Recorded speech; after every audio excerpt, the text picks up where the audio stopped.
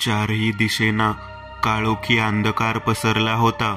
मध्येच आकाशात चंदेरी रंगाची बिनआवाजाची वीज कडकडायची. तसा काळोख भेसूरपणे उजळून निघत होता आणि अंधारात लपलेलं आजूबाजूचं दृश्य नजरेस पडत होतं. 30-40 फूट उंचीच्या काळ्याशार पाषाणी टेकड्या, खालची काळ्या वाळूची जमीन. खाली जमिनीवर पसरलेल्या काळ्या वाळूवरून तो काळ्या रंगाचा फेंगड्या वाकलेला टोकदार विषारी डंखाचा विंचू हलकेच पुढे पुढे चालत जात होता. अचानक त्या विंचूच्या अवतीभोवतीची जमीन भूकंप आल्यासारखं कंपन पाहू लागली. आजूबाजूचे दगडगोटे थरथर करत थरथरू लागले व पुढच्याच क्षणाला भुर्र असा इंजिनचा आवाज आला. विंचवापासून दूर 2 फूट हवेत 10 पावलांवर 2 चंदेरी हेडलाईटचा प्रकाश पेटला जात त्या विंचवावर पडला व वेगानं त्या हेडलाईट पुढे येत एक काळ्या रंगाचा चकचकीत टायर विंचवाच्या अंगावरून त्याच्या देहाचा चेंदामेंदा करत पुढे निघून गेला. त्या काळ्या रंगाच्या गाडीच्या डाव्या बाजूचा दरवाजा दिसत होता. दरवाजाची काच उघडी होती. उघड्या दरवाजाच्या खिडकीवर एक डावा हात ठेवलेला दिसत होता. तो जय होता. तर त्याच्या डाव्या बाजूला ड्रायव्हर सीटवर Y2J उर्फ U2 बसला होता. गाडीच्या मागच्या सीटवर 3 जण बसले होते. मधोमध समर्थ होते तर त्यांच्या डाव्या बाजूला मार्शल होता. त्याच्या गॅजेट वॉचमध्ये तोंड घालून बसला होता. मध्ये डाव्या हाताने स्क्रीनवर टच करत होता. तसा आतून टिक टिक करत आवाज निघायचा. समर्थांच्या उजव्या बाजूला तृप्तेश बसला होता. त्याने आपली चंदेरी रंगाची ओल्ड मॉडेल रिव्हॉल्वर बाहेर काढली होती. त्याने बंदुकीचे 6 चेंबर उर्फ मॅगझिन बाहेर काढले. मग एक डावा डोळा बंद करून हळूच त्या चेंबरमध्ये उजव्या हातात असलेल्या 6 गोळ्या भरल्या. मग हळूच तो चेंबर पुन्हा बंदुकीत घातला व ती बंदूक कमरेत खोवली. समर्थांनी एक वेळ आपल्या दोन्ही हातातल्या रुद्राक्ष कड्यांकडे पाहिलं व हळूच दोन्ही हातांच्या मुठी गच्च आवळल्या. दोन्ही डोळे बंद केले. मित्रांनो, समर्थ कृणाल आणि त्यांचे रक्षक आज त्यांच्यातल्याच एका रक्षकास वाचवायला निघाले आहेत. कारण समर्थांच्या रक्षकाचं एका हैवानाने अपहरण केलं आहे. त्याला वाचवण्याकरिताच समर्थ आणि त्यांचे रक्षक निघाले आहेत एका मिशनवर. चला तर मग आपण सुद्धा त्यांच्या बरोबर जाऊयात. Let's go. जर्नी विथ समर्थ कृणाल. गाडी त्या वाळूच्या रस्त्यावरून चंदेरी हेडलाईटच्या उजेडात वेगानं पुढे पुढे जात होती. कधी रस्ता उजव्या बाजूला वळण घेत असे तर कधी नागमोडी वळण यायचं, तर कधी उतरण, तर कधी चढण. चारही दिशेना एक सुनसान सन्नाटा होता. फक्त गाडीच्या इंजिनचा घरघराट वाजत होता. दूर दूरपर्यंत एक विलक्षण शांतता पसरली होती. इथे ना रातकिडे होते, नाही पशुपक्षी. इथे फक्त विषारी जीव होते. साप, विंचू, बरेच. गाडी जरा वेळाने करकचून ब्रेक मारत एका जागी थांबली. सर्वांनी Y2J उर्फ U2 कडे पाहिलं. त्याची नजर विंडशील्डमधून पुढे पाहत होती. सर्वांनी सुद्धा हळूच आपापल्या माना पुढे वळवल्या. गाडीचा चंदेरी हेडलाईटचा प्रकाश पुढे पडत होता आणि त्याच प्रकाशात काळ्या रंगाचा पुढे गेलेला वाळूचा रस्ता दिसत होता. त्याच प्रकाशात रस्त्याच्या उजव्या बाजूला एक 4 फूट लोखंडी सळई जमिनीत खोवलेला, त्यावर चौकोनी पत्रा असा एक फळा दिसत होता, ज्यावर लिहिलं होतं यहुदीज प्रॉपर्टी, डू नॉट इंटर. त्या नावाखाली एक हसणारी मानवी कवटी चितारली होती. कवटीच्या खाली 2 गुणाकार चिन्ह होते. गाडी का थांबवली? तृप्तेशने विचारलं. हा बोर्ड पाहिला नाही? इथून पुढे कोणालाच एंट्री नसते ने. तुम्हा चौघांना पायीच जावं लागल नाही. इथून 20 मिनिटांच्या अंतरावर यहुदीचा तळघर आहे. U2 बोलत होता. पण तळघर तर खाली असेल ना, मग ओळखून कसं येईल? जयने U2 कडे पाहिलं. त्यावर U2ने जयकडे पाहिलं व म्हणाला, 20 मिनिटांवर पोहोचताच 5-6 खवीस टाईप बॉडीगार्ड एका दरवाजाजवळ गस्त घालताना दिसतील ने. तोच येवदीचं तळघराचा अड्डा असेल ने, युटूज म्हटला. जयने फक्त होकारार्थी मान हलवली. ठीक आहे, धन्यवाद. जयने युटूजशी हात मिळवणी केली. मागचा उजव्या आणि डाव्या बाजूचा दरवाजा उघडला गेला. मार्शल, तृप्तेश, मग शेवटला समर्थ असे तिघेही बाहेर पडले. जयही युटूजशी काहीतरी चर्चा करून बाहेर आला. युटूज अद्याप गाडी थांबवून तिथेच उपस्थित होता. हळूच त्याने आपल्या बाजूचा दरवाजा झप आवाज करत उघडला. बाहेर येऊन दरवाजा बाजूलाच उभा राहिला. हे चारही जण वर्तुळाकारात उभे होते. तोच जयने बोलायला सुरुवात केली. सर्व काही इतकं अचानक घडलं आहे की आपल्याला प्लॅनिंग करिता वेळ मिळाला नाही. म्हणूनच सर्वांनी सोबतच राहायचं आहे, कारण आपण सर्व शत्रूच्या छावणीत अजाणतेने घुसत आहोत. कधी कोणत्या क्षणी काय घडेल काहीही सांगता येत नाही. आता जिवंत आहोत तर पुढच्याच क्षणाला मृत असू. जयने एक धारदार कटाक्ष सर्वांवर टाकला. तृप्तेशची जयचं भाषण ऐकून टरकन फाटली होती, परंतु भीतीसहितच जयच्या शब्दांनी मनात एक हिंमत पेरली जात होती. जर कोणालाही युद्धात सामील व्हायचं नसेल, जीव वाचवायचा असेल, तर त्याने आताच माघार घ्यावी. युटूज सोबत गाडीमार्फत कालघाटीत परतावं आणि आमची परत येण्याची वाट पाहावी. जयने एक एक करत समर्थ, मार्शल, तृप्तेशकडे पाहिलं. तोच तृप्तेशने काउंडा गिळला व तो हळूच माघारी वळला. मार्शल, समर्थ, जय शून्य भावहीन चेहऱ्याने त्याच्याकडे पाहत होते. तृप्तेश चालत चालत युटूज पाशी आला. तुम्ही वापस येणार? युटूज दात दाखवत हसत म्हणाला. तोच तृप्तेशने उजव्या हाताची मूठ आवळली व एक वेगवान बुक्की युटूजच्या थोबाडात मारली. वेग इतका पॉवरफुल, शक्तिशाली होता की युटूज धप आवाज करत जमीनदोस्त झाला. तृप्तेश पुन्हा चालत ह्या तिघांपाशी आला. त्याच्या चेहऱ्यावर एक प्रसन्न भाव झळकत होता, जसं की कोणत्या तरी त्रासातून मुक्त झाला आहे. मनाला सळत असलेली गोष्ट त्याने पूर्ण केली आहे.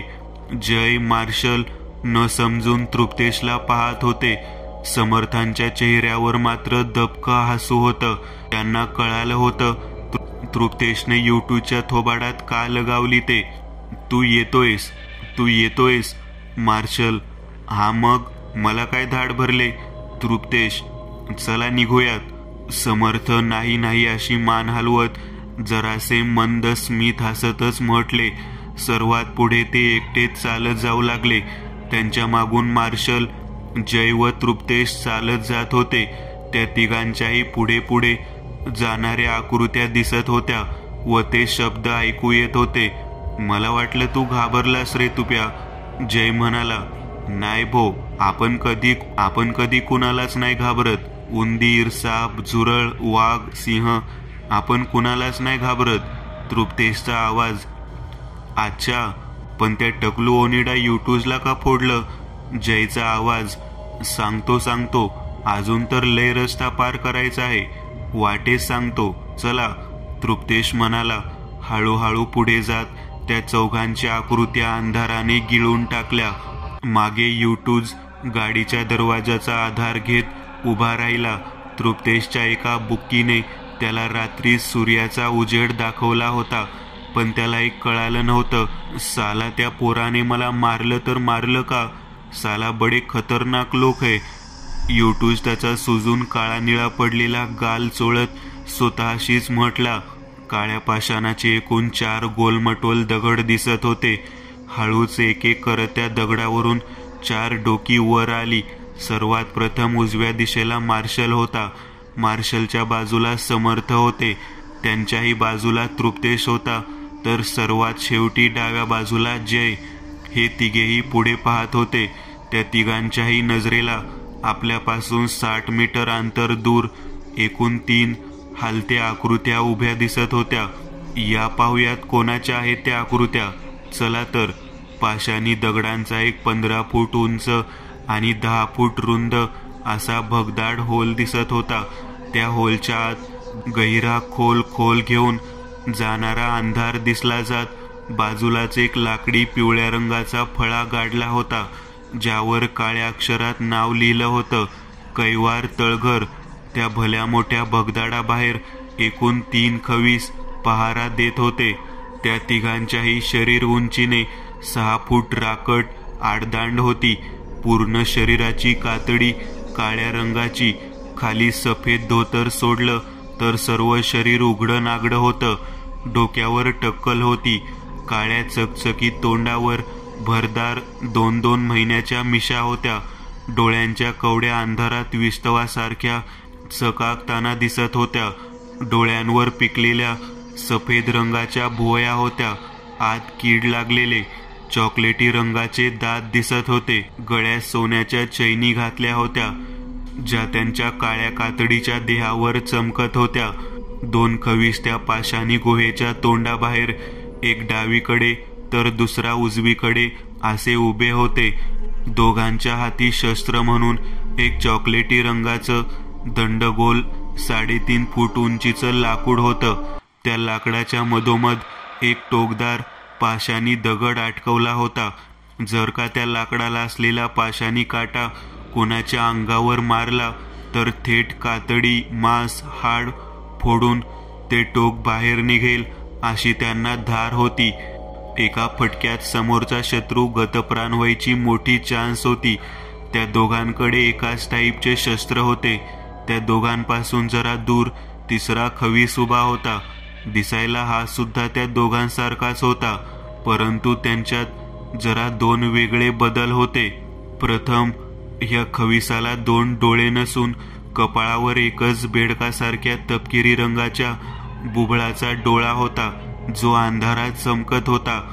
त्याच्या हातात कोणतेही शस्त्र नव्हते, परंतु बाकीच्या खवीस हैवानांप्रमाणे या खविसाला 2 हात नसून 4 हात होते. बाबो, हे खवीस कमी, मॉन्स्टर जास्त वाटत आहेत. तृप्तेशने आश्चर्य, भय, नवल असे भाव चेहऱ्यावर ठेवत हे वाक्य उच्चारलं. त्याची ती हाय क्वालिटीची इंग्लिश भाषा ऐकून मार्शल जय दोघांचे मेंदू फ्रॅक्चर झाले. ए इंग्लिश पुराणाची टपरी, मराठीतच भुंक ना. काय भुंकतोस ते? कशाला उगीच इंग्लिशची आईमाई काढतो?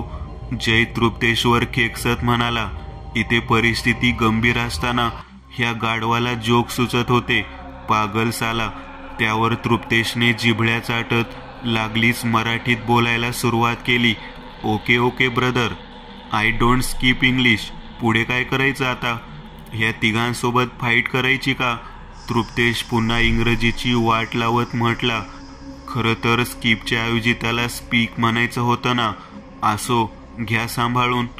तृप्तेशच्या त्या वाक्यावर जयने फक्त कपाळ चोळलं. ह्या तिघांना चुकवून आत जायचं? मार्शलने मनातला विचार व्यक्त केला. Are you sure Marshal? ह्या तृप्तेशला अक्कल नाही, पण तुम्ही सुद्धा. ही तिन्ही खविसांची नजर चुकून जायला ते तिघे काही लॉलीपॉप चॉकलेटच्या आमिषाला भुलतील अशी लहान मुलं आहेत का? जय जरा वैतागून म्हटला.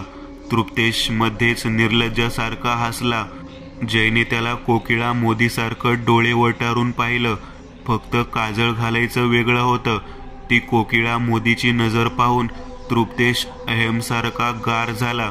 जय तिखट नजरेनेच 5 सेकंद त्याच्याकडे पुतळा होऊन पाहतच होता. जोक मारला मी?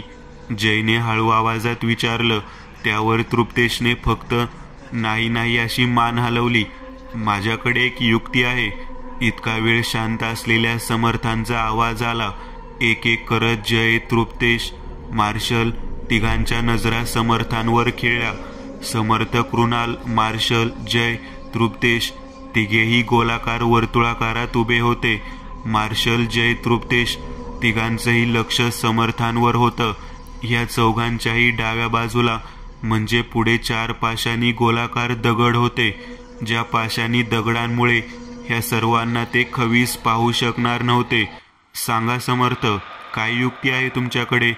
जय उच्चारला. Yes yes, what an idea सेठजी. तृप्तेश दात काढत उच्चारला.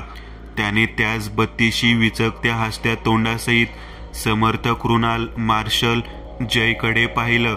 जयचा चेहरा जरा राकट झालेला दिसत होता. समर्थ मार्शल सुद्धा कसे तरीच त्याच्याकडे पाहत होते. तुप्या, जयने तृप्तेशचे गाल दोन्ही हातात पकडले. प्रेमळ स्वरात बोलू लागला, तुला परिस्थितीचं गांभीर्य कळतं का रे बाळ? नसेल कळत ना तर तुझी बंदूक दाखवतो का जरा? शेवटच्या वाक्यावर जयचा चेहरा पुन्हा रागीट झाला. डाव्या बाजूचा ओठ जरा वर नेत मग उजवी भुवई वर करत जेठालालकडे चंपक चाचा पाहतो तसं त्याच्याकडे पाहिलं. त्यावर तृप्तेशने हाताची घडी तोंडावर बोट ठेवलं.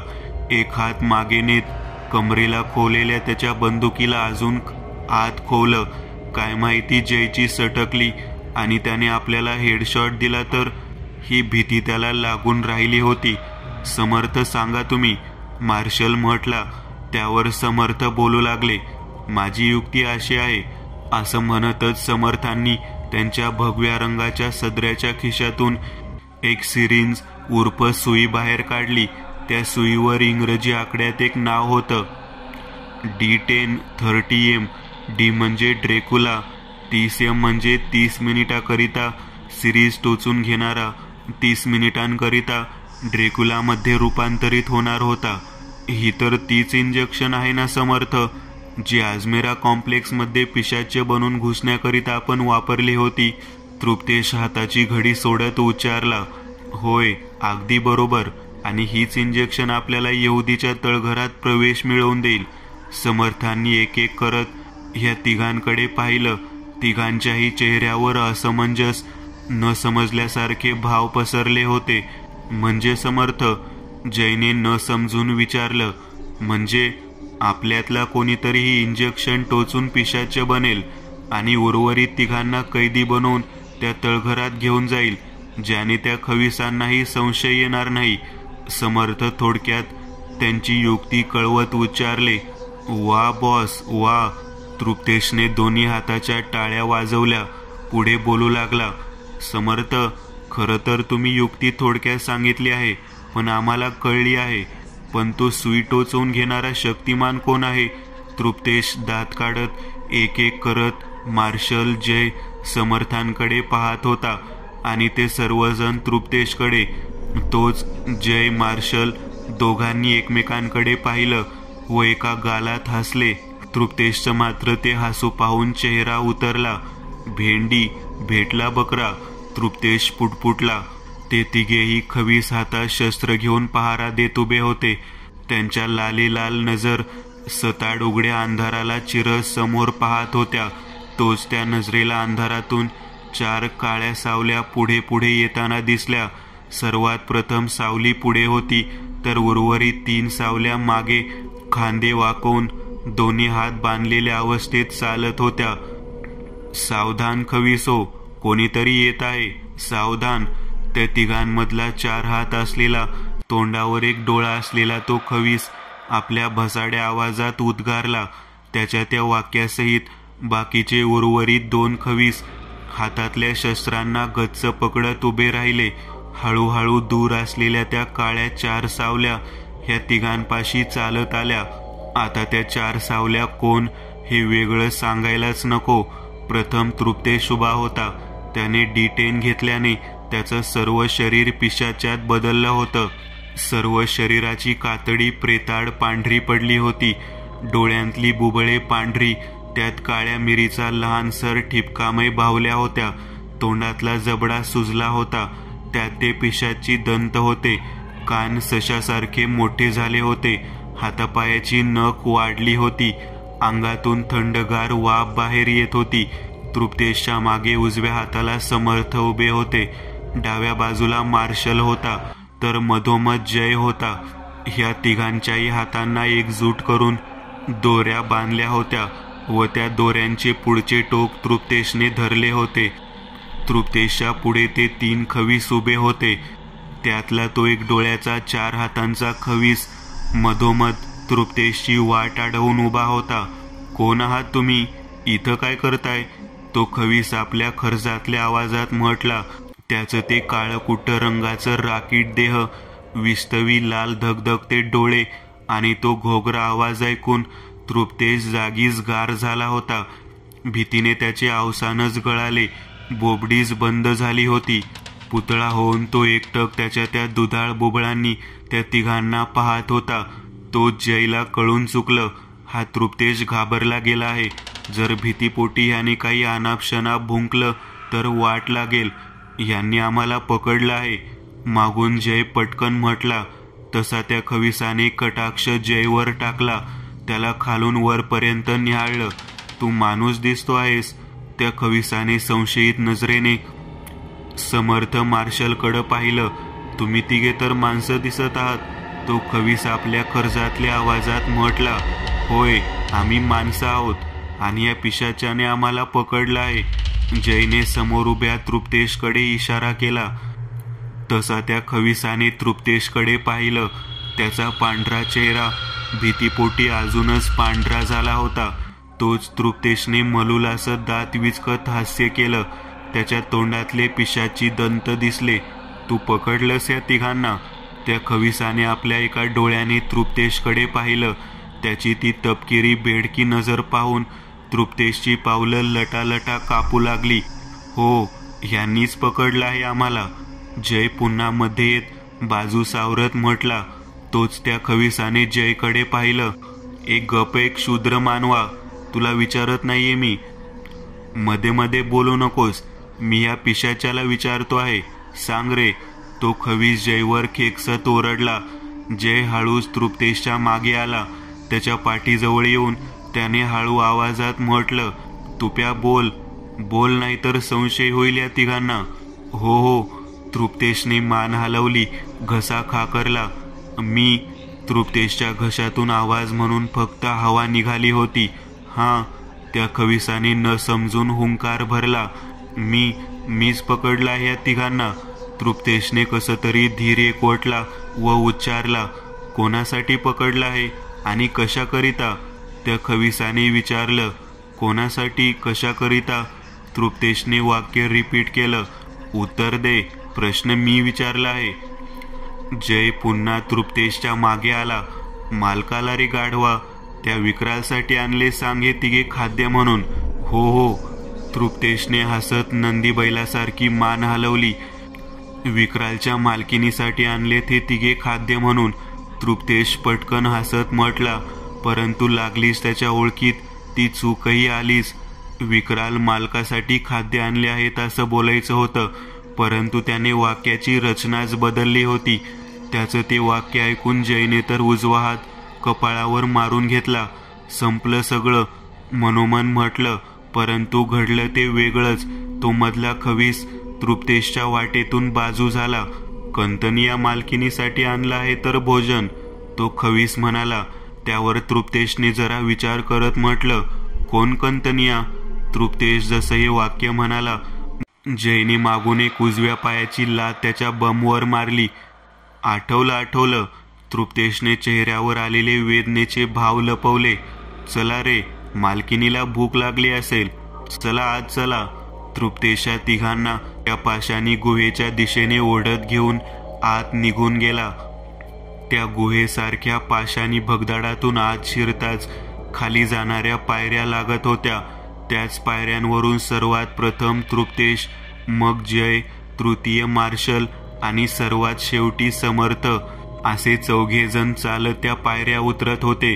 मोजून 20 पायऱ्या होत्या त्या. शेवटची पायरी उतरून सर्वजण खाली आले. खाली पाशानी जमिनी होत्या, तर या सर्वांच्या पुढे 2 माणसं चालत जातील एवढा गल्लीवजा बोळ होता. त्या बोळाच्या दोन्ही बाजूला पाशानी 8 फूट उंचीच्या भिंत होत्या आणि वर पाशानी छप्पर. त्या दोन्ही भिंतीवर 10 हातांचं अंतर सोडून तपकिरी रंगाच्या खूप साऱ्या मशाली अडकवलेल्या दिसत होत्या. मोजून 40-50 मशाली असून ती वाट फार लांबलचक दूरपर्यंत पसरत गेलेली दिसत होती. मशालींच्या उजेडाने ती वाट उजळून निघाली होती. सर्वात प्रथम समर्थ कृणाल, त्यांच्या बाजूला मार्शल त्या वाटेतून चालत जाऊ लागले. त्यांच्या मागून जय, तृप्तेश चालत निघाले. जया ब्रदर, मग कशी वाटली माझी ॲक्टिंग? तृप्तेश अभिमानाने छाती फुगवत उच्चारला. त्यावर जयने त्याच्याकडे पाहिलं व दात दाखवत हसला व म्हणाला, मस्त होती ना. कुठून कुठून शिकलास रे हे बकवास ऍक्टिंग? बकवास? हा मग तर तुझी ऍक्टिंग पाहून तर कोणी तुला ओव्हर ऍक्टिंगचे पण पैसे देणार नाही. तुला माहितीये, त्यांना जर जरासाही संशय आला असता ना तर वाट लागली असती आपली. या दोघांचंही हळूच पुटपुटत बोलणं सुरू होतं. 5-10 मिनिट चालून झाल्यावर शेवटी त्या गल्लीच्या वाटेचा अंत आला. समोर एक अंधारी चौकट होती. समर्थांनी उजव्या बाजूला असलेल्या भिंतीवरची एक जळती मशाल हाती घेतली व ती मशाल त्या चौकटीतून पुढे धरली. तपकिरी रंगाच्या उजेडात अजून खाली खाली घेऊन जाणाऱ्या पाशानी काळ्या कुट्ट पायऱ्या दिसल्या. पुन्हा तळघर, पुन्हा पायऱ्या. नक्की हा यहुदीचा तळघर आहे तरी कुठे?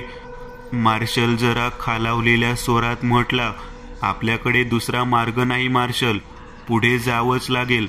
समर्थ म्हटले, समर्थांकडे जळणारी मशाल होती म्हणूनच मार्ग दाखवण्याचं काम करत तेच प्रथम पुढे चालत जाऊ लागले.